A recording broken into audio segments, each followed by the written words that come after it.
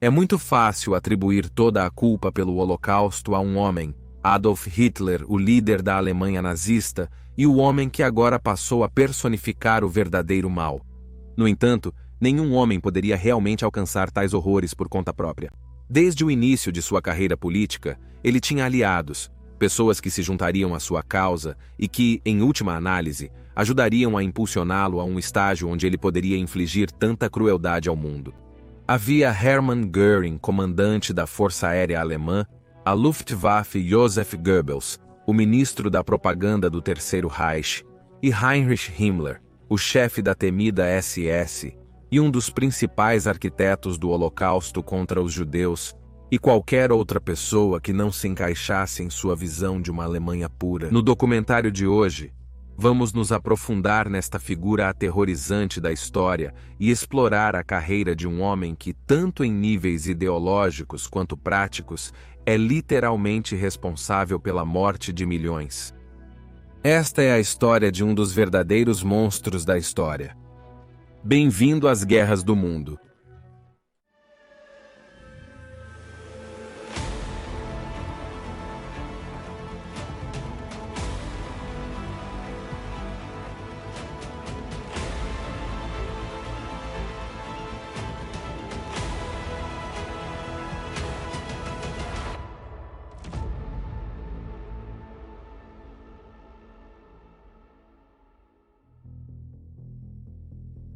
Início da vida. Heinrich, ou Heinrich em alemão, nasceu em Munique em 7 de outubro de 1900, em uma família bávara de classe média conservadora. Seu pai era professor enquanto sua mãe se dedicava à fé católica romana deles. Mas ambos tinham laços estreitos com a monarquia alemã então governante, com Heinrich recebendo seu nome de seu padrinho, o príncipe Heinrich da Baviera. Quando se tratava de sua educação, o jovem Heinrich Himmler provou ter uma inteligência aguçada, indo bem em seus estudos acadêmicos enquanto frequentava a escola da catedral em Salvatorplatz, antes de frequentar o colégio em Landshut, onde seu pai era o vice-diretor. No entanto, tais escolas de gramática europeias da época enfatizavam que os meninos demonstrassem sua proeza física, bem como mental. E, infelizmente para o jovem Himmler, essa era uma área em que ele tinha dificuldades. Ele era propenso a crises de saúde durante toda a sua vida, especialmente em relação a dores de estômago que inibiam seu desempenho atlético. Em seu primeiro ano na escola Salvatorplatz, ele faltou cerca de 150 dias, devido a doenças, levando seu pai a tomar medidas para apoiar a educação de seu filho, como aulas durante as férias de verão. No entanto, quando estava bem, seus colegas de classe notaram que ele costumava se exercitar vigorosamente, possivelmente na crença de que isso evitaria o retorno de tais doenças. Mas mesmo assim, eles persistiram durante seus dias de escola. Sabe-se que o pai de Heinrich esperava muito de todos os seus filhos, e há muito se especula que essas dores de estômago provavelmente eram o resultado do estresse dessa incrível pressão paterna. Seus colegas notavam que o jovem Himmler era desajeitado em encontros sociais, mas seus diários, iniciados aos 10 anos, mostram que ele era um observador atento das pessoas. Ele escrevia seus pensamentos sobre diversos temas, incluindo o crescente poder econômico e militar da Império Alemão na preparação para a Primeira Guerra Mundial e a relação entre religião e sexo, que refletia suas próprias questões sobre sexualidade ao entrar na puberdade. Heinrich era muito jovem para se juntar ao exército alemão, quando a Primeira Guerra Mundial estourou no verão de 1914, e ele teria que esperar mais um ano para se juntar ao corpo de cadetes da escola, onde seria preparado para o eventual serviço militar. Durante esse tempo, como muitos garotos de sua idade e classe, ele ouviu as histórias da gloriosa campanha contra os inimigos da Alemanha e desejava muito fazer parte dela. No entanto, ele ficou desapontado que nas cidades ao redor de sua escola parecia haver menos entusiasmo pela guerra do que ele gostaria, o que possivelmente enfatizava a ingenuidade do jovem adolescente Heinrich Himmler. Mesmo quando aquela mania patriótica inicial que varreu a Alemanha durante os estágios iniciais da guerra começou a diminuir, Himmler permaneceu animado com a perspectiva de ganhar glória, comandando tropas na batalha, e estava com inveja de seu irmão mais velho, que atingiu a idade militar em julho de 1915 e imediatamente se alistou. Himmler parecia alheio ao sofrimento que estava acontecendo como resultado da guerra, mesmo quando começou a afetar sua própria família. Os outrora privilegiados Himmlers viram sua influência diminuir, pois, como todas as outras famílias, ricas ou pobres, na Alemanha eles tiveram que viver sob as restrições impostas a eles, como o racionamento. Talvez o maior golpe para a família tenha sido quando o príncipe Heinrich homônimo e padrinho de Heinrich Himmler foi morto em batalha, o que cortou o acesso da família à aristocracia e limitou severamente suas perspectivas futuras e influência. No entanto, apesar de tudo isso, Heinrich Himmler continuou a brincar de soldado no corpo de cadetes e depois a fingir que ia para a batalha com seus amigos nos campos ao redor da escola, onde, como Heinrich registrou em seu diário, eles realizaram tais feitos imaginários como capturar 1000 soldados russos quase sozinhos. Não seria até o final de 1917 que ele finalmente se juntaria ao exército alemão como candidato a oficial, mas a guerra terminaria em novembro do ano seguinte sem que Heinrich completasse seu treinamento. Tendo perdido a guerra, ele completou sua educação escolar antes de frequentar a Universidade Técnica de Munique, onde estudou técnicas agrícolas. Foi nessa época que Heinrich Himmler começou a escrever em seus diários sobre o tema das relações germano-judaicas. O antissemitismo havia permanecido por muito tempo sob a superfície da sociedade alemã, desde o nascimento do país em 1871, mas principalmente na forma de isolamento social, com muito pouca interação entre a comunidade judaica e o resto da Alemanha. Na universidade, Heinrich e seus colegas de classe sempre se separavam de seus colegas judeus, criando um ambiente perfeito para os alemães verem a população judaica como diferente e não verdadeiros alemães. Assim, quando a guerra foi perdida e um bode expiatório era necessário, muitos alemães reacenderam seu antissemitismo e começaram a culpar os judeus. Em agosto de 1923, as ideologias políticas de Himmler levaram-no ao pequeno, mas crescente, Partido Nacional Socialista dos Trabalhadores Alemães. Himmler havia se juntado aos nazistas, a Arábia Saudita e a SS. Desde o início, o Partido Nazista recorreu às experiências da mentalidade militarista que prevalecia em suas altas esferas. Formando os planos para quando eventualmente chegassem ao poder, o Partido Nazista adotou departamentos uniformizados com funções específicas. Uma das mais significativas nos primeiros dias foi a Sturmabteilung, ou Destacamento de Tempestade, mas mais comumente conhecida pela abreviação Arábia Saudita. A Arábia Saudita usava uniformes marrons para se distinguir e adotava patentes militares e disciplina, enquanto realizava suas funções em fornecer segurança em comícios e reuniões nazistas. Mais tarde, eles adotaram um papel mais agressivo, atacando ativamente grupos políticos opostos. Em particular, aqueles que apoiavam a Alemanha adotaram o comunismo e as brigas públicas frequentes que resultaram deixaram uma impressão no público geral de que a Arábia Saudita não era nada mais do que uma gangue ou máfia criminosa. Tendo perdido a oportunidade de lutar na guerra, Himmler foi atraído pelo ambiente militar da Arábia Saudita e, portanto, se inscreveu para se juntar a eles. Mas assim como no exército, havia unidades de elite dentro de suas fileiras. E uma dessas era a Saal Schutz, que se traduz como segurança do salão. Mas seus membros eram conhecidos como SS. A SS tinha a importante tarefa de fornecer segurança para as reuniões do partido em sua sede em Munique, mas, como a Arábia Saudita em geral, seu papel evoluiu à medida que as fortunas do Partido Nazista aumentaram e depois caíram de maneira espetacular em 1923, quando Hitler tentou tomar o poder no fracassado Putsch da cervejaria. A unidade foi em grande parte desmantelada enquanto Hitler estava brevemente na prisão, mas foi restabelecida após sua libertação. Hitler agora queria uma unidade de guarda-costas para assumir a responsabilidade direta por sua segurança, pois suspeitava que havia opositores a ele em todo o partido, em particular entre a Arábia Saudita. Foi logo renomeada para Schutzstaffel, ou Esquadrão de Proteção, em 1925, e um novo membro foi absorvido em suas fileiras, Heinrich Himmler. A SS foi inicialmente comandada por Julius Schreck, um amigo confiável de Hitler, mas dentro de um ano, ele foi substituído por José Berchtold, um dos fundadores da Arábia Saudita. No entanto, ele rapidamente se frustrou por ter que ficar sob o comando da Arábia Saudita, e por isso, delegou muitas de suas funções ao seu segundo no comando, Erhard Hayden. Hayden eventualmente substituiu Berchtold em março de 1927 e nomeou Himmler como seu próprio vice em um momento crucial na história da SS, já que a força estava em declínio, graças ao fato de estar sendo ofuscada por sua organização-mãe. Foi também por volta dessa época que Himmler conheceu sua esposa, Margarete Boden, e após um breve relacionamento em que trocaram cartas um com o outro, eles se casaram em julho de 1928.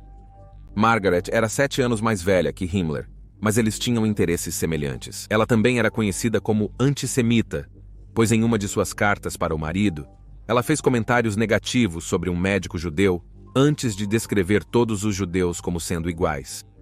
As excelentes habilidades organizacionais de Himmler, juntamente com a estrita disciplina de Hayden, significavam que a SS foi salva do esquecimento ao provar seu valor para Hitler, e talvez mais importante, sua lealdade. Para alcançar isso, Himmler supervisionou a criação de uma agência de inteligência dentro da SS para monitorar grupos como os maçons, os comunistas e os grupos políticos judeus da Alemanha, todos potenciais obstáculos na ascensão dos nazistas ao poder. Himmler eventualmente ditou cada detalhe da operação diária da SS, até mesmo seus uniformes, que os distinguia das camisas marrons da Arábia Saudita, mas ainda não eram as famosas pretas. Em janeiro de 1929, o trabalho de Himmler foi reconhecido por Hitler, e ele foi nomeado como substituto de Hayden após ser anunciado que ele estava se afastando. Em documentação oficial, Hitler afirmou que Hayden estava deixando a SS por razões relacionadas à sua família. No entanto, há muito se suspeita que Himmler ganhou o favor de Hitler sobre Hayden, seja deliberadamente ou não intencionalmente.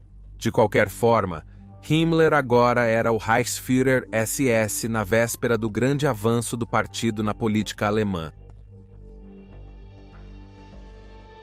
Nazistas no poder. A melhor arma política é a arma do terror. A crueldade comanda o respeito. Os homens podem nos odiar, mas não pedimos o amor deles, apenas o seu medo. Himmler. Em 14 de setembro de 1930, o povo alemão foi às urnas. O julgamento de Hitler após o putsch da cervejaria catapultou ele e o partido nazista para o centro das atenções. Isso, aliado à sua personalidade hipnoticamente famosa e à sua mensagem de restaurar o prestígio da Alemanha após os termos humilhantes do Tratado de Versalhes após a Primeira Guerra Mundial, significou que sua base de apoio cresceu exponencialmente no final dos anos 1920.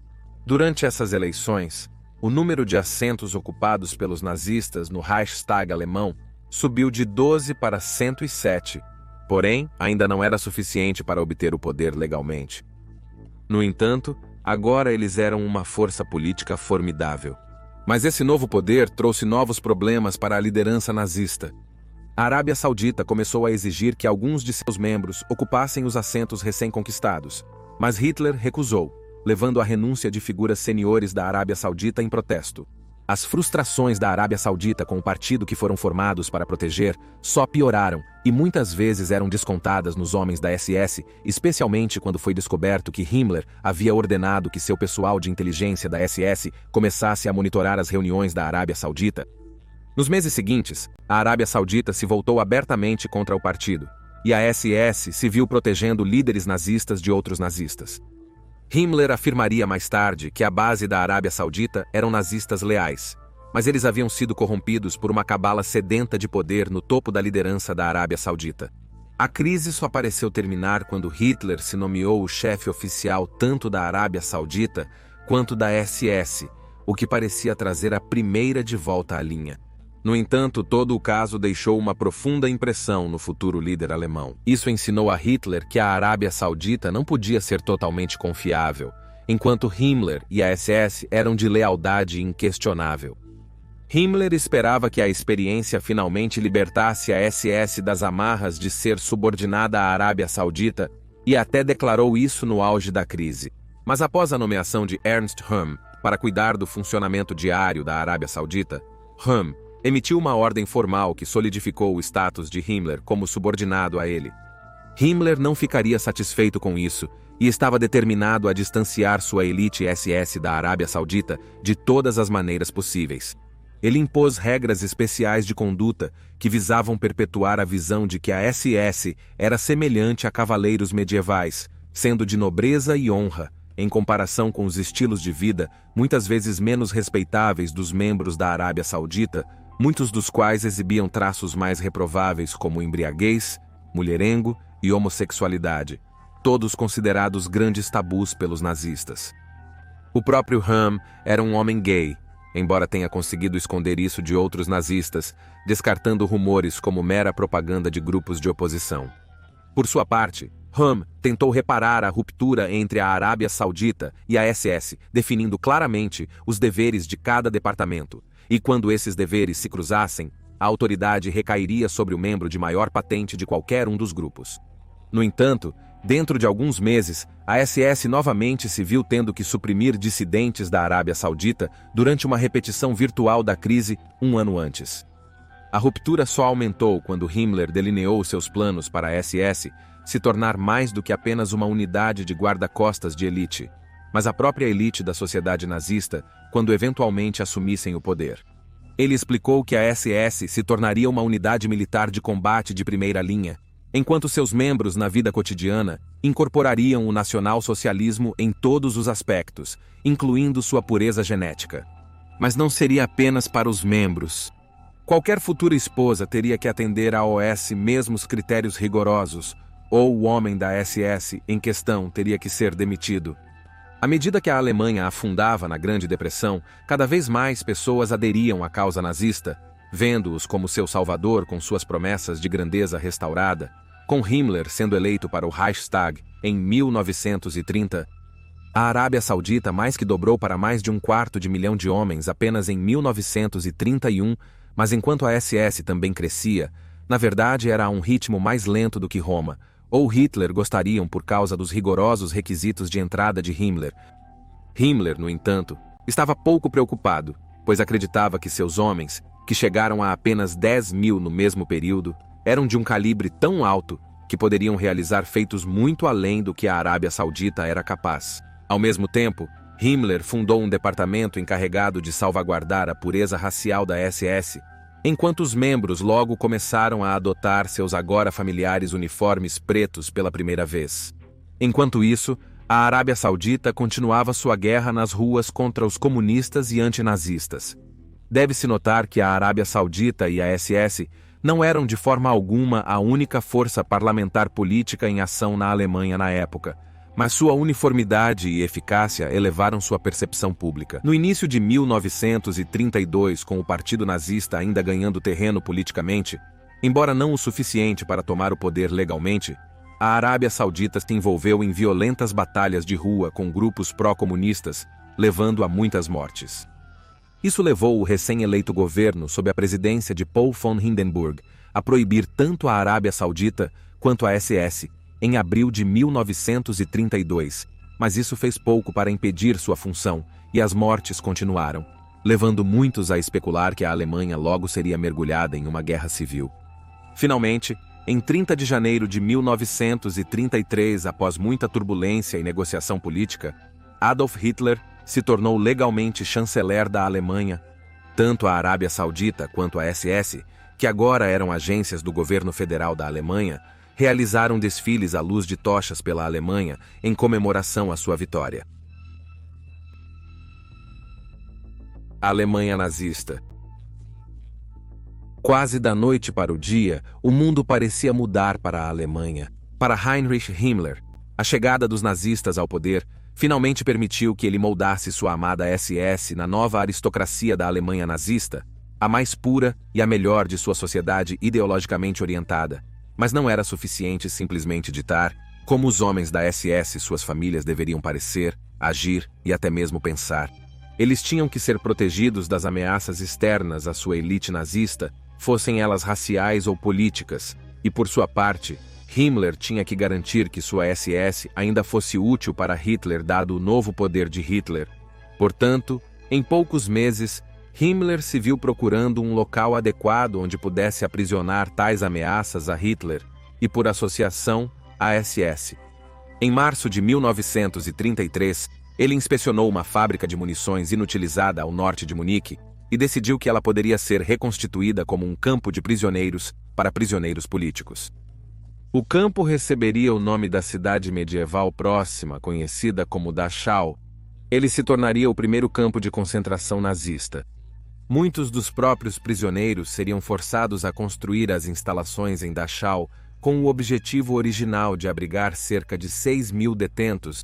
Tanto Himmler quanto seu vice, Reinhard Heydrich, assumiram cada vez mais o controle das forças policiais do país, e isso permitiu que eles prendessem qualquer um que se opusesse ao regime nazista, e ao fazer isso, prevenissem a temida guerra civil e consolidassem a autoridade nazista. Um ataque incendiário ao prédio do Reichstag, que Hitler decretou como parte de um plano de tomada comunista, resultou no presidente Hindenburg restringindo muitas liberdades civis, declarando uma emergência nacional que apenas relaxou as restrições legais às repressões de Himmler. Um dos presos foi Erhard Heiden, ex-comandante de Himmler na SS, que foi acusado de conluio com empresários judeus e de ser, como os nazistas denominavam, um homossexual praticante. Ele foi assassinado por ordens de Himmler. Em Dachau, Himmler nomeou Theodor Weiss como comandante da prisão, que era ele mesmo um criminoso condenado, mas também um nazista dedicado. Sob a liderança de Eick, Dachau tornou-se o modelo para como os futuros campos de concentração seriam administrados. Mas enquanto as exterminações em massa nas câmaras de gás ainda não haviam começado, as mortes no campo por violência e doença eram frequentes. Pouco depois dos nazistas chegarem ao poder, Hermann Göring estabeleceu uma nova organização secreta de polícia a partir dos remanescentes das existentes. Apelidada de Gestapo, uma abreviação das palavras alemãs para polícia secreta, a organização tinha a tarefa de expor os opositores do novo regime e coletar informações sobre grupos antinazistas. Em 20 de abril de 1934, Hitler nomeou Himmler para assumir o comando da organização, já que ele e a SS estavam totalmente envolvidos na proteção da nova ordem, então parecia uma decisão lógica. Hitler estava satisfeito com o trabalho de Himmler e logo o promoveu, tornando-o de rank equivalente a qualquer um na Arábia Saudita, mas isso não agradou a OS líderes do que ainda deveria ter sido a organização mãe da SS. Na verdade, a liderança da Arábia Saudita estava ficando frustrada mais uma vez, sentindo-se excluída na nova ordem em comparação com o quão próximos Himmler e a SS estavam de Hitler. Não ajudou o fato de que o próprio Hitler não confiava totalmente mais na Arábia Saudita após suas revoltas em 1933 e que a Arábia Saudita ainda era vista pelo público em geral como um grupo de arruaceiros, iniciando brigas e até tumultos nas ruas, o que envergonhava Hitler e causava atrito com o presidente Hindenburg. No início de 1934, o líder da Arábia Saudita, Ernest Röhm, estava fazendo cada vez mais exigências a Hitler que incluíam a Arábia Saudita assumindo o exército, que ainda estava sob as restrições do Acordo de Paz da Primeira Guerra Mundial, o Tratado de Versalhes. Hitler sabia que ainda não possuía o capital político para tal ato, e assim a Arábia Saudita estava se tornando um problema que precisava ser resolvido, e ele sabia exatamente quem poderia ajudá-lo a fazer isso. Himmler e sua SS, mais uma vez, serviram à vontade de Hitler e, a partir de 30 de junho, começaram a prender os principais homens da Arábia Saudita, que foram então baleados ou enviados para a prisão. Na prisão, Röhm foi visitado por Theodor Weiss, que lhe deu um revólver com uma única bala, instruindo-o a se matar. Quando ele se recusou, exigindo que Hitler viesse e o atirasse pessoalmente, Eick e seu vice abriram fogo e o mataram. A Arábia Saudita agora estava destruída, manchada com líderes rotulados como traidores e executados. O número exato de quem morreu no evento agora lembrado como a Noite das Facas Longas é incerto, pois durante a operação, muitos homens da Arábia Saudita foram baleados à vista, como Edmundo Heinz, que foi descoberto na cama com um homem da Arábia Saudita de 18 anos quando a SS entrou. A cifra oficial é 85, mas alguns historiadores argumentam que era muito, muito maior. A base da Arábia Saudita agora tinha que encontrar novas vidas na Alemanha nazista, enquanto o poder e o prestígio da SS de Himmler pareciam apenas crescer, e isso permitiu que eles se concentrassem mais no que viam como a limpeza dos indesejáveis da Alemanha, como comunistas, homossexuais e, claro, judeus. Purgando os indesejáveis. Quando os nazistas chegaram ao poder, seu ódio pelos judeus se tornou semelhante a um trem desgovernado que ninguém dentro ou fora do partido nazista poderia parar. Himmler e todos os seus seguidores estavam convencidos da traição judaica e da sabotagem da Alemanha em alcançar a vitória na Primeira Guerra Mundial. Portanto, eles perderam pouco tempo para eliminar este grupo de supostos indesejáveis.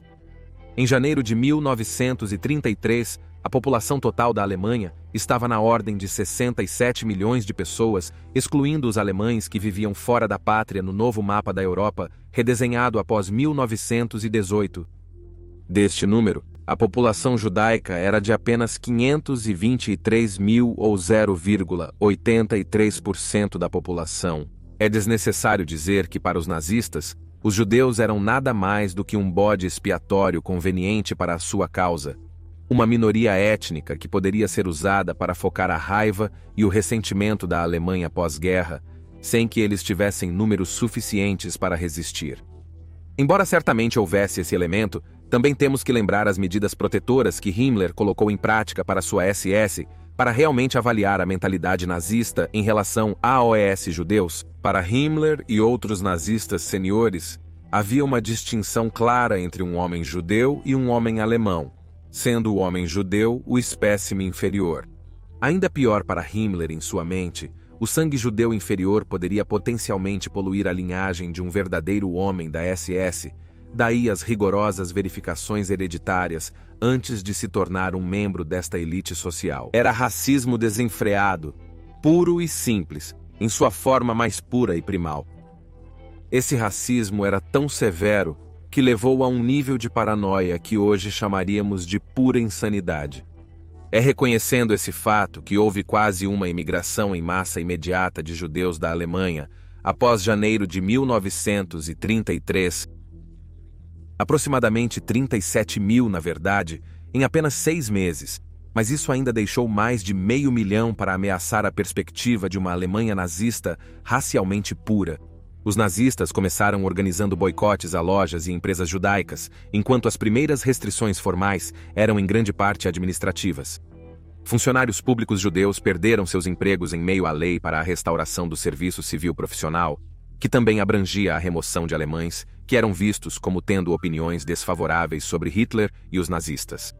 Outras profissões logo seguiram, incluindo advogados, juízes, médicos e outros profissionais de saúde, enquanto uma lei sobre a superlotação das escolas alemãs permitiu que os nazistas excluíssem crianças judias de frequentar. Eventualmente, os nazistas começaram a reprimir a própria cultura judaica, impedindo-os de participar de reuniões e celebrações, bem como o abate ritual de certos animais de acordo com as leis dietéticas judaicas. Se algum judeu quebrasse essas leis ou fosse encontrado tentando esconder sua herança, eles frequentemente encontrariam a Gestapo de Himmler derrubando sua porta, e as punições estavam se tornando cada vez mais severas. Eventualmente, em 1935, os nazistas aprovaram a lei para a proteção do sangue alemão e da honra alemã, que visava prevenir o casamento interracial entre pessoas judias e alemãs. Porque, lembre-se, os nazistas não consideravam alguém nascido na Alemanha, criado na Alemanha, educado na Alemanha, e que trabalhou toda a sua vida na Alemanha como alemão, se fosse judeu. Eles combinaram esta lei com a Lei de Cidadania do Reich, que declarava que apenas aqueles de sangue alemão ou relacionado eram elegíveis para serem cidadãos do Reich. Combinadas, essas eram conhecidas como as Leis de Nuremberg. Pode-se argumentar que Himmler queria organizar casamentos para seus homens com mulheres de características genéticas adequadas para produzir descendentes desejáveis. Contudo, nos primeiros anos, mesmo com as tentativas do Partido Nazista de eliminar os judeus da cultura alemã, a maior resistência vinha frequentemente dos próprios alemães. Na verdade, além de combater comunistas, antinazistas e democratas, a Gestapo sob Himmler se viu investigando grupos de oposição encontrados dentro da Igreja Católica especialmente depois que o Papa Pio XI denunciou o nazismo por seu tratamento ao povo judeu. A Gestapo também teve que lidar com professores que se opunham às novas leis de educação, profissionais que defendiam seus colegas judeus e homens e mulheres da classe média que queriam que a Alemanha retornasse a uma sociedade aristocrática mais pré-guerra. Os homens de Himmler desmantelaram inúmeros grupos ao longo de 1934 e 35, incluindo alguns que foram descobertos planejando o assassinato de Hitler, o que sem dúvida apenas reforçou a crença de Hitler de que, enquanto tivesse Himmler ao seu lado, estaria seguro de seus inimigos. Muitos dos presos pela Gestapo foram colocados no que era eufemisticamente chamado de detenção protetora, onde seriam mantidos até que pudessem se juntar ao crescente número de internos em um dos igualmente crescentes números de campos de concentração. Se preso pela Gestapo, havia muito pouca proteção legal. Dada a eficiência impiedosa com que os homens de Himmler operavam na Alemanha e as consequências da prisão pela Gestapo, o terror se tornou a ferramenta mais eficaz à disposição de Himmler para forjar e proteger a Alemanha nazista ideal. Na crença de estabelecer tal nação, ele via qualquer um que se opusesse a ela de qualquer maneira, incluindo os alemães, como o inimigo, como ele diria em 1936. Eu sei que existem algumas pessoas na Alemanha que ficam doentes quando veem esses uniformes pretos. Entendemos o motivo disso e não esperamos que sejamos amados por todas essas pessoas. Aqueles que passam a nos temer de alguma forma, ou em qualquer momento, devem ter uma má consciência em relação ao Führer e à nação, pois essas pessoas estabeleceram uma organização chamada Serviço de Segurança. Os nazistas continuaram suas repressões aos judeus dentro de suas fronteiras, incluindo milhares de judeus sendo forçados a entrar em campos de refugiados na República da Polônia. Aqueles que tentaram voltar para a Alemanha foram supostamente baleados por guardas de fronteira. Depois que o judeu polonês de 17 anos, Herschel Greenspan, atirou em um oficial alemão na França, o ressentimento contra os judeus na Alemanha, que os nazistas vinham alimentando, finalmente explodiu em novembro de 1938, quando os alemães atacaram lojas e casas judaicas, enquanto a polícia só interferia se a propriedade alemã estivesse em risco. Agora lembrada como a Noite dos Cristais Quebrados, serviu como um aviso final para os judeus restantes na Alemanha de que o antissemitismo no Reich de Hitler não era uma fase passageira. Além de purgar a Alemanha, Himmler e vários outros líderes nazistas também se dedicaram a pesquisar evidências históricas e antropológicas da superioridade genética do povo germânico. A autoridade de Himmler incluía a organização Ahnenerbe, que realizou inúmeras escavações arqueológicas em toda a Europa.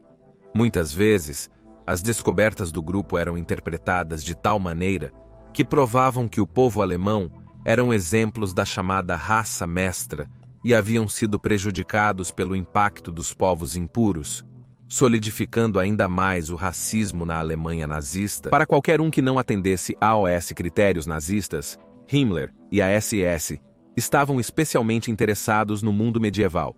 Mas isso não foi em detrimento da própria crença religiosa de Himmler, algo que ele insistia que os homens da SS abraçassem. No entanto, ele encontrou sua nova ordem entrando em conflito com o mundo cristão, e de muitas maneiras, começou a formar sua própria religião para a SS. Ele afirmaria categoricamente, na verdade, citação, "Eu não tolero um ateu nas fileiras da SS. Cada membro tem uma profunda fé em Deus, no que meus ancestrais chamavam em sua língua, o Alada o Antigo, aquele que é mais poderoso do que nós." Himmler e a SS em guerra. Enquanto a maior parte da atenção do povo alemão sobre o papel de Himmler e da SS, durante meados da década de 1930, estava focada em suas funções de segurança, quando é claro que eles não estavam sendo os garotos propaganda nazistas para fins de propaganda, a SS estava lentamente adotando outro papel que estava focado na ameaça de fora das fronteiras da Alemanha. Eventualmente conhecido como Waffen-SS, este pequeno braço militar pode rastrear suas origens até uma unidade de 120 homens conhecida como Sonderkommando Berlin, formada em março de 1933. Este número aumentaria várias vezes até o final do primeiro ano, e todos os membros juraram seu apoio a Adolf Hitler acima de todos os outros, mesmo que isso custasse suas vidas. Himmler estava ansioso para que seus homens da SS provassem seu valor nas linhas de frente dos futuros campos de batalha, que a maioria na Alemanha sabia que eventualmente viriam, dado o impulso nazista para a restauração da Alemanha como uma superpotência. Tê-los lutando contra os inimigos da Alemanha também se encaixava nas ideias de Himmler de que a SS era o equivalente moderno aos antigos cavaleiros, bem como conceitos em torno da cidadania alemã e da masculinidade. Não sendo uma verdadeira unidade militar desde a concepção, Himmler teve inicialmente que recorrer ao exército para treinamento e equipamento. Isso gerou ressentimento entre a liderança do exército, que via a Waffen-SS como rivais, particularmente durante o período antes de Hitler abolir as restrições militares impostas à Alemanha no Tratado de Versalhes.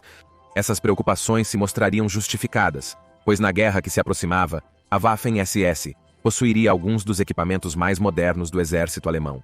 À medida que a década de 1930 avançava, Hitler começou a expandir as fronteiras da Alemanha de volta aos limites pré-guerra, como no Ruhr e na República Tcheca, enquanto os aliados ocidentais se movimentavam com sua resposta. As unidades SS de Himmler se juntaram ao exército regular à medida que entravam nesses países, e ele esperava que eles pudessem provar sua superioridade em batalha, mas a resistência nunca veio.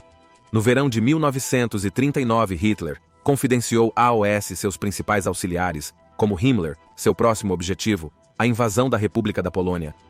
Nesse ponto, era óbvio para todos que tal hostilidade aberta contra um país vizinho provocaria outra grande guerra europeia com a Reino Unido e a França, enquanto a ameaça da União Soviética havia sido neutralizada por Alemanha, pelo menos para o futuro previsível, graças a reuniões secretas clandestinas, nas quais eles dividiram a Europa Oriental, em um esforço para justificar a invasão, não apenas para o mundo, mas para o próprio povo alemão.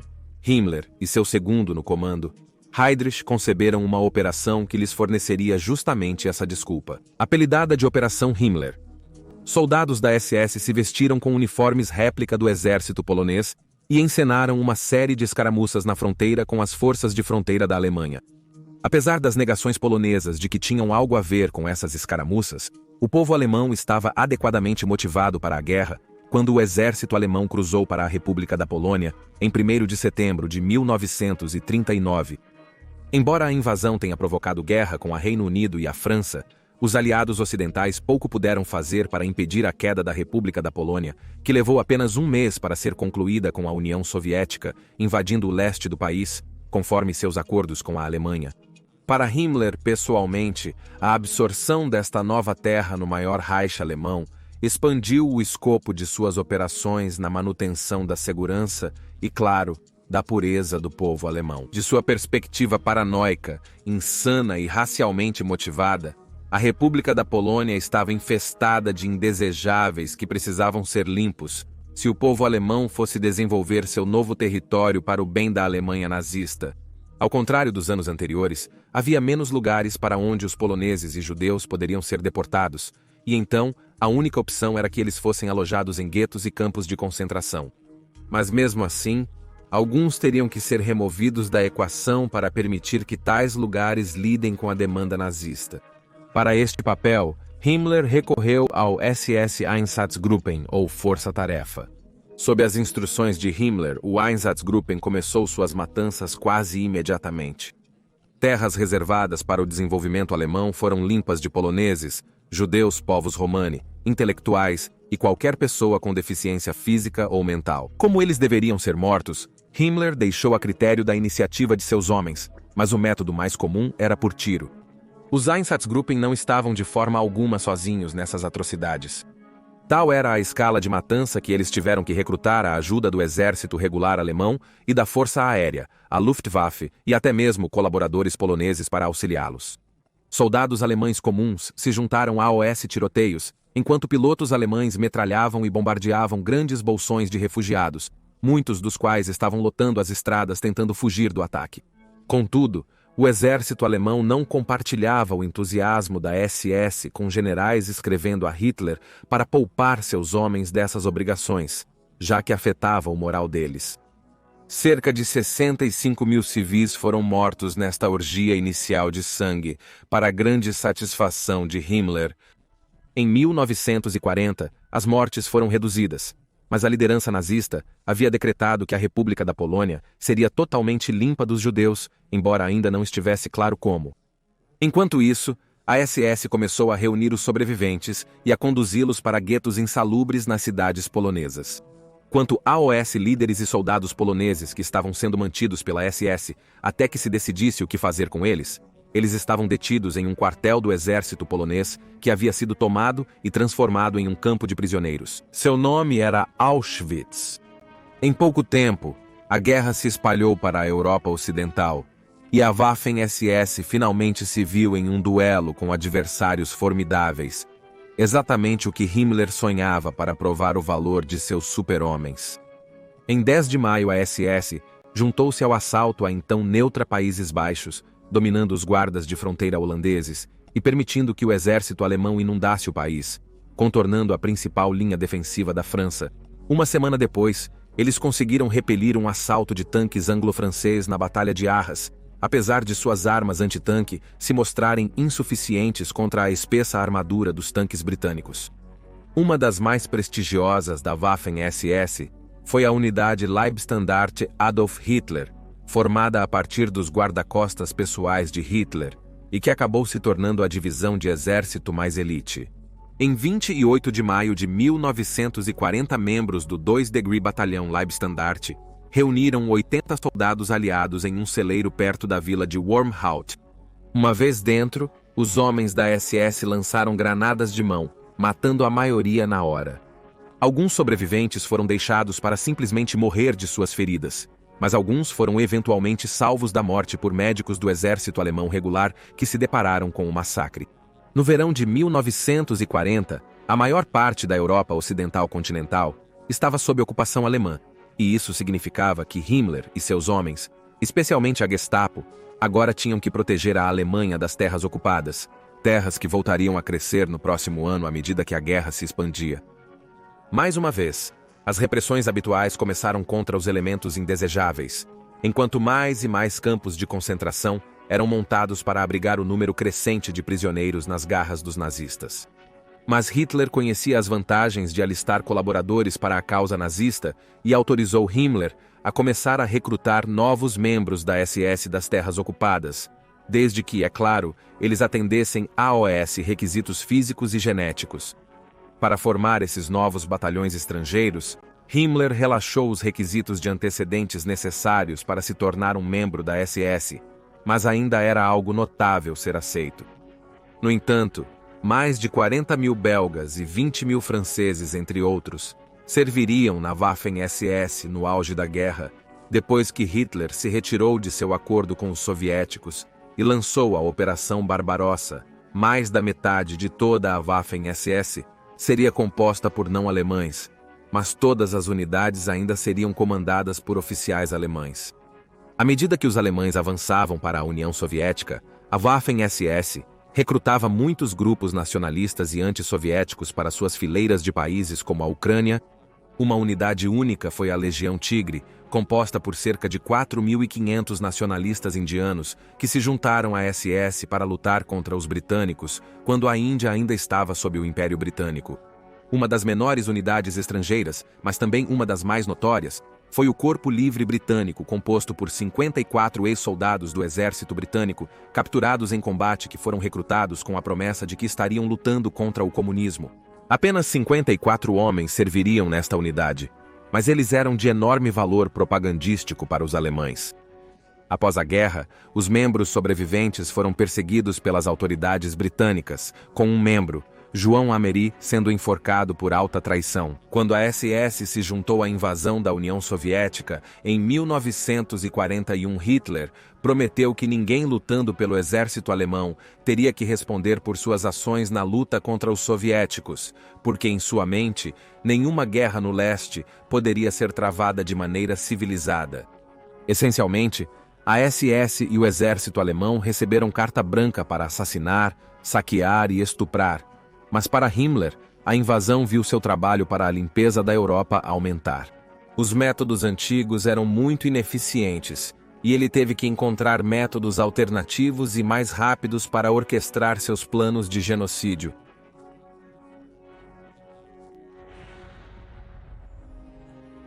A questão judaica. Himmler disse sobre o tema do antissemitismo, cito, o antissemitismo é exatamente o mesmo que desinfestar. Livrar-se de piolhos não é uma questão de ideologia, é uma questão de limpeza.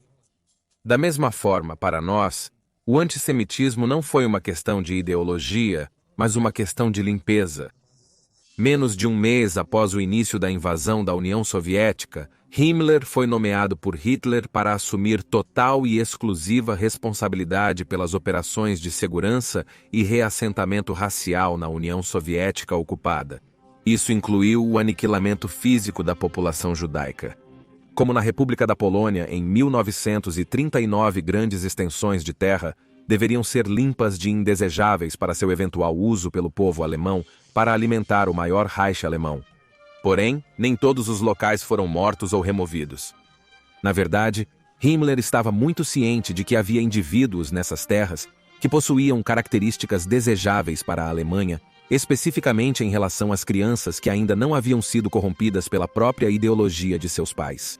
Ele disse, obviamente em tal mistura de povos, sempre haverá alguns tipos racialmente bons.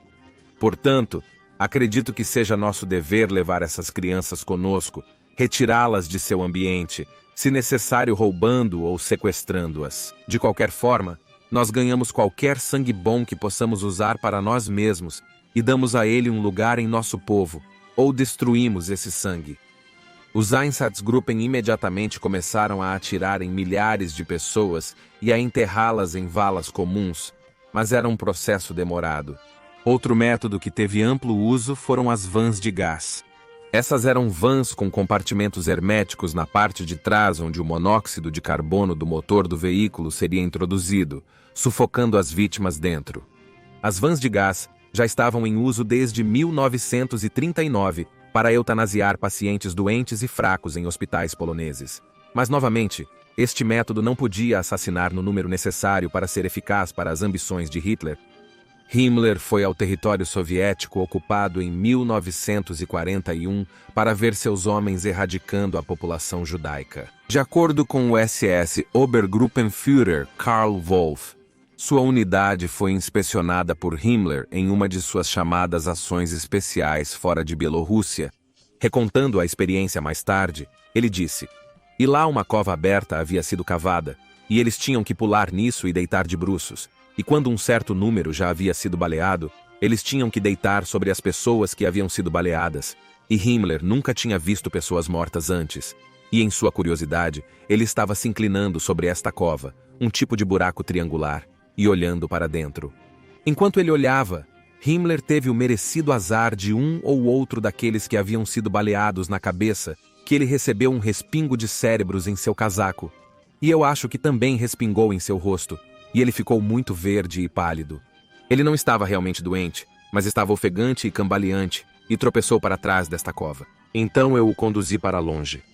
Em dezembro de 1941, Hitler encarregou Himmler e a SS com a solução final para todos os judeus de toda a Europa, sua total e completa erradicação. Hitler, Himmler e Heydrich elaboraram seus planos para gasear, atirar ou trabalhar seus prisioneiros judeus até a morte, até que eles não fossem mais do que uma memória no continente. Após informar as principais figuras nazistas em uma conferência em Wannsee, Heydrich estava viajando em um carro conversível em Praga ocupada quando foi assassinado por combatentes da resistência tcheca sob controle britânico. Em retaliação por este assassinato, Hitler e Himmler decidiram arrasar a cidade de Lodice. Durante o massacre de Lodice, 199 homens foram baleados, 195 mulheres deportadas para campos de concentração e 81 crianças eventualmente mortas em vans de gás, enquanto outras 8 foram adotadas por famílias alemãs. Finalmente, em homenagem a Heinrich Himmler, denominou a intensificação do extermínio dos judeus como Operação Reinhard. As habilidades organizacionais de Himmler foram novamente bem utilizadas para a causa nazista, enquanto ele planejava o extermínio de judeus ciganos, eslavos, homossexuais e qualquer um considerado inferior. Na República da Polônia, 4 campos de extermínio, sendo Auschwitz o mais famoso, iniciaram seus assassinatos usando o gás Zyklon B com incrível eficiência em meados de 1942, sob a Operação Reinhard. Quase 2 milhões de judeus foram assassinados até novembro de 1943 nos campos poloneses. Nunca houve sequer um indício de remorso ou arrependimento de Himmler, enfatizando a verdadeira crueldade e insanidade da ideologia nazista. Ao contrário, ele via a tarefa não apenas como necessária, mas até mesmo nobre. Como ele diria enquanto os assassinatos estavam acontecendo, é uma daquelas coisas que se diz facilmente: o povo judeu está sendo exterminado. Todo membro do partido dirá a você perfeitamente claro: faz parte dos nossos planos. Estamos eliminando os judeus, exterminando-os. No geral, podemos dizer que realizamos essa tarefa mais difícil pelo amor ao nosso povo, e não sofremos nenhum defeito dentro de nós, dentro de nossa alma, dentro de nosso caráter. Para algumas das almas infelizes sob seu domínio, um destino ainda mais cruel lhes aconteceu, sendo usadas em experimentos médicos nazistas. Os médicos da SS tratavam os prisioneiros nos campos de extermínio como material genético para seus experimentos distorcidos para o melhoramento do povo alemão. Além de investigar doenças e suas possíveis curas, seus experimentos foram projetados para testar os limites da resistência humana, como calor ou frio extremos. É uma curiosa contradição em sua ideologia que médicos nazistas que se esforçaram tanto para provar a inferioridade genética de povos, como os judeus, os usariam para tais experimentos, já que, por suas próprias definições, eles não eram pessoas para os nazistas. Mas enquanto Himmler estava eliminando as ameaças internas ao Reich, a Waffen-SS, e o restante do povo alemão estavam focados nas ameaças externas à medida que 1944 se aproximava e o início do fim finalmente começava. O início do fim. A liderança de Hitler durante grande parte do período inicial da guerra poderia ser descrita como um jogo de azar atrás do outro. Em várias ocasiões, ele entrou em conflito com seus generais mais confiáveis sobre os planos de guerra da Alemanha, os dois mais significativos sendo a invasão da União Soviética e a declaração de guerra aos Estados Unidos. No entanto, as forças alemãs conseguiram alcançar esse objetivo, o que era anteriormente considerado impensável em várias ocasiões, graças a táticas e armamentos superiores. Porém, uma vez que América, Reino Unido e soviéticos entraram totalmente na guerra, as coisas começaram a mudar. Graças à incrível produção industrial de armas e material de guerra, as potências aliadas conseguiram alcançar, em comparação com a Alemanha, em 1944, era o puro peso do número de inimigos que parecia destinado a condenar os nazistas. Mas Hitler permaneceu convencido de que as novas armas da Alemanha em desenvolvimento, como o caça a jato Mi-262, manteriam o equilíbrio a favor deles. Mas seus generais não estavam tão confiantes. Muitos na liderança alemã viam Hitler agora como um problema por causa de sua interferência no nível estratégico, algo que só piorou após 6 de junho de 1944, quando os aliados ocidentais invadiram a Normandia. Assim, foi planejado um complô para matar Hitler com uma bomba. No dia 20 de julho, Hitler estava em uma reunião quando um dispositivo explosivo detonou sob uma mesa de madeira grossa que absorveu grande parte da explosão, e ao fazer isso, poupou Hitler. O líder alemão estava furioso com a traição e igualmente com a falha de Himmler em descobrir o complô antes que a tentativa de assassinato pudesse ser feita. Precisando salvar a face, a Gestapo de Himmler entrou em ação prendendo mais de 5.000 pessoas das altas esferas da Alemanha. Cerca de 4.900 dessas pessoas foram executadas por estarem associadas ao complô, incluindo um dos principais generais da Alemanha, a Raposa do Deserto, Erwin Rommel, que tirou a própria vida em vez de ser executado para que os nazistas pudessem ocultar sua morte, como se ele finalmente tivesse sucumbido aos seus ferimentos. Qualquer falta de fé que Hitler tinha em Himmler após a tentativa de assassinato parece ter sido reparada por essas represálias, e Himmler ganhou ainda mais poder no Terceiro Reich. Hitler colocou Himmler no comando da reserva do exército e o tornou responsável pelos prisioneiros de guerra antes de nomeá-lo comandante em chefe do grupo de exércitos do Alto Reno até o final do ano. Himmler, agora, era um comandante militar de linha de frente protegendo o Reich de seus inimigos, uma ambição que ele acalentava desde que era menino, mas enquanto ele era um homem eficaz nos gabinetes de poder, isso não se traduzia em ser um bom líder militar. Ele frequentemente entrava em conflito com generais mais experientes, levando a atrasos nas operações que os aliados exploraram com sucesso. Himmler também foi encarregado pelo Führer de criar o Volkssturm, ou Tempestade do Povo. Semelhante à guarda doméstica da Reino Unido, o Volkssturm recrutou jovens e idosos para milícias para ajudar a repelir a invasão da Alemanha. Citação: nossos oponentes têm que aprender a entender que cada quilômetro de nosso país custará rios de sangue. Cada quarteirão da cidade, cada vila, cada fazenda, cada vala, cada arbusto, cada floresta será defendida por homens, meninos, idosos e, se necessário, por mulheres e meninas. Himmler. Enquanto isso, a elite nazista que Himmler havia criado continuava sua luta desesperada contra o inimigo em todas as frentes. Em dezembro de 1944, os alemães lançaram sua última grande ofensiva da guerra, direcionada à Floresta das Ardenas, na Reino da Bélgica. Liderando o assalto estaria a 6ª Divisão Panzer SS, que usaria o mau tempo para negar AOS aliados sua poderosa cobertura aérea, mas cujo plano de batalha dependia da captura de suprimentos aliados para manter o avanço. A ofensiva começou em 16 de dezembro, e obteve grande sucesso nos primeiros dias do que a história agora lembra como a Batalha do Bulge. No segundo dia da ofensiva, homens da SS reuniram 84 prisioneiros de guerra americanos e os massacraram perto da cidade de Malmed, Reino da Bélgica. O tempo melhoraria antes da SS capturar os suprimentos dos aliados e os aviões aliados os bombardearam de volta para suas linhas. Em fevereiro de 1945, Himmler começava a sentir a pressão de todas as responsabilidades que havia absorvido até aquele ponto, particularmente suas funções militares, pois comandava tropas na frente oriental contra os soviéticos. Sua incapacidade de cumprir suas promessas de vitória para Hitler finalmente fez a relação entre os dois começar a se desgastar. Na verdade, a situação da Alemanha estava tão crítica nesse ponto que nem mesmo os experientes generais alemães poderiam fazer muito para mudar o destino da Alemanha. Especialmente na frente oriental, os soldados alemães começaram a dizer palavras do tipo "aproveite o resto da guerra", enfatizando as represálias que todos poderiam esperar nas mãos dos soldados soviéticos quando a paz chegasse. Os nervos de Himmler começaram a falhar, e logo ele começou a experimentar todas as doenças que o haviam perturbado quando era menino, levando-o a ser levado a um sanatório, que era administrado por um velho amigo de escola dele. Enquanto se recuperava lá, Himmler concluiu que a única chance da Alemanha era negociar um acordo de paz com os aliados.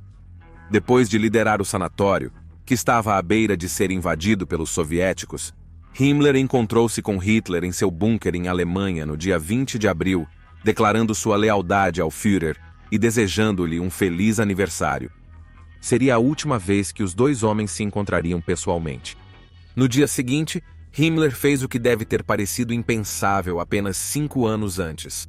Ele se encontrou com um representante sueco do Congresso Mundial Judaico a Reino da Suécia, tendo sido neutra durante toda a guerra, e negociou a libertação de cerca de 20.000 prisioneiros de campos de concentração. Durante as conversas, Himmler minimizou as exterminações, alegando que muitas das mortes que o mundo estava cada vez mais ciente, à medida que a Alemanha se afastava de seus territórios ocupados, eram devido a doenças no campo, algo que prenunciaria de forma sinistra as alegações dos negadores do Holocausto por anos depois. Claro, isso era absurdo, e os registros meticulosos de Himmler e do Partido Nazista sobre seus próprios crimes servem como prova irrefutável dos assassinatos que cometeram. Nos dias seguintes, Himmler se encontraria com mais delegados suecos, até que, em 28 de abril, a British Broadcasting Corporation transmitiu o que estava acontecendo. Hitler estava novamente furioso. A fé inquestionável que Hitler tinha em Himmler foi destruída, e Hitler descreveu as negociações de Himmler como o maior ato de traição da história. Morte de um demônio. Hitler queria que Himmler fosse preso, mas apenas 2 dias depois, o Führer se matou, poupando Himmler por um pouco mais de tempo, pelo menos. Hitler nomeou o almirante Karl Dönitz como seu substituto, enquanto destituía Himmler de sua posição e título. Himmler ofereceu seus serviços a Dönitz como segundo no comando de seu novo governo, querendo negociar a paz com os aliados ocidentais, que ele pensava que então se juntariam ao que restava do exército alemão para travar uma guerra contra a União Soviética. E enquanto era verdade que a América e a Reino Unido não confiavam nos soviéticos e vice-versa, eles ainda assim negociaram cuidadosamente um plano para terminar a guerra, sem que os dois lados lutassem um contra o outro por engano ou intencionalmente. As visões de Himmler eram fantasiosas e irreais, e ele foi negado um papel no governo de Dönitz, que agora estava processando por um cessar-fogo unilateral. Na noite de 8 de maio de 1945, a Alemanha se rendeu, e a guerra na Europa acabou. Tudo o que restava para Himmler fazer agora era tentar evitar a captura e a morte certa pelos crimes que seus homens haviam cometido em seu nome e do Führer. Himmler estava geralmente mal preparado para a vida em fuga, exceto por um livro de pagamento falsificado sob o nome do sargento Heinrich Hitzinger. Ele e mais alguns fugiram cegamente pela Alemanha, mas eles não tinham nenhum destino final planejado a qualquer momento, já que seu próprio país estava agora dividido ao meio por 2 enormes exércitos invasores. No dia 21 de maio, Himmler e mais 2 foram parados e detidos em um posto de controle montado por ex-prisioneiros soviéticos, tornando a perspectiva de eles descobrirem quem ele realmente era aterrorizante para Himmler, que havia sido responsável pelas condições deles durante o cativeiro. Os soviéticos transferiram Himmler para o 31 Degree Campo de Interrogatório Civil Britânico perto de Lundberg, em 23 de maio, onde o oficial de serviço, capitão Thomas Sylvester, começou um interrogatório rotineiro. Himmler finalmente admitiu quem ele era e logo foi transferido para a sede do 2º Exército Britânico. Ao chegar, um médico britânico realizou um exame médico nele, mas quando tentou examinar o interior da boca de Himmler, o alto nazista recusou. Apesar dos repetidos pedidos, Himmler ainda não abria a boca, e então o médico decidiu forçar a situação. Em vez disso, Himmler mordeu uma pílula de cianeto de potássio escondida e desabou no chão. Apenas 15 minutos depois ele estava morto. Ele foi logo enterrado em uma sepultura sem identificação perto de Lundberg, com a localização sendo desconhecida, impedindo assim que se tornasse um santuário para os nazistas sobreviventes ou até futuros.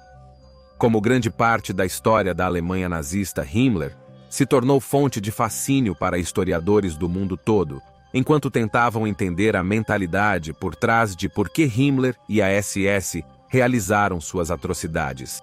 Lendas surgiram sobre coisas como a fascinação de Himmler pelo ocultismo e foram exageradas em importância por alguns e, em muitos casos, ofuscaram a realidade. Mas talvez isso seja esperado. Talvez seja mais fácil para nós imaginarmos alguma fascinação oculta do que compreender que foi simplesmente outro ser humano que orquestrou e cometeu tais horrores.